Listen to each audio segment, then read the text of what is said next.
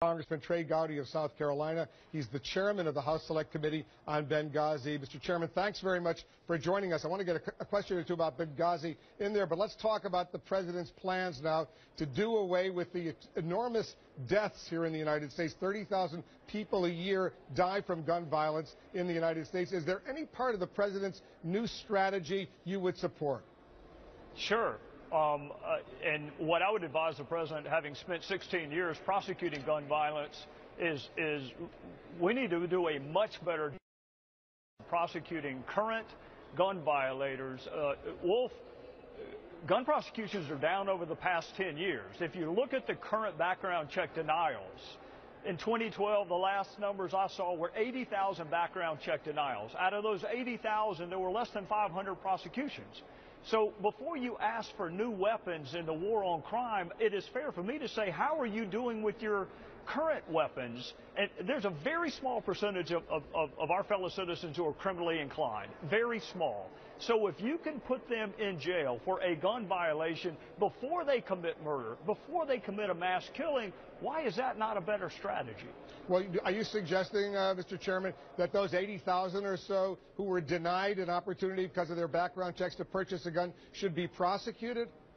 Absolutely. It's against the law to lie in the application for a firearm. It is against the law to seek a firearm if you're under indictment. It is against the law to seek a firearm if you're a convicted felon. There are large categories of people who cannot possess or purchase firearms, and our prosecution levels are anemic and declining in those areas. So when you ask the administration why they're not prosecuting these individuals, what's the answer you get? Well, I have asked both Attorney General Holder and Attorney General Loretta Lynch, and I am biased towards prosecutors. I admit that up front. They tell me these cases lack jury appeal. Nobody gets that better than I do. I've stood in front of lots of juries and didn't have an appealing case.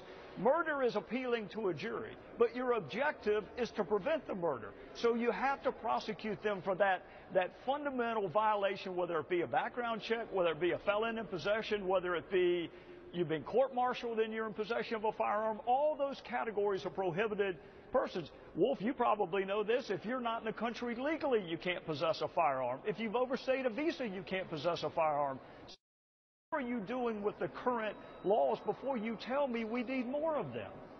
Are you going to support the president's proposal for $500 million, $500 million to increase the issue of mental health, to make sure that people who don't have proper mental health can't go out there and buy a gun?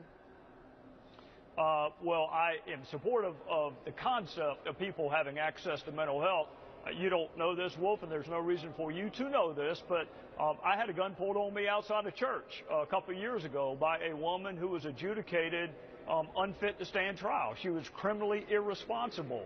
So I have lived coming face to face with somebody who does not know the difference between right and wrong. So I support the notion of getting people access to mental health, but it's already against the law for anyone who's been adjudicated mentally ill or mentally deficient to access a firearm. So it would be fair, I think, for Anderson tonight to say, Mr. President, out of those people who currently are violating the law by accessing guns, what are your prosecution levels? Because I can tell you, Wolf, they are anemic for people who currently have been adjudicated mentally ill and cannot possess firearms, but yet have tried to do so.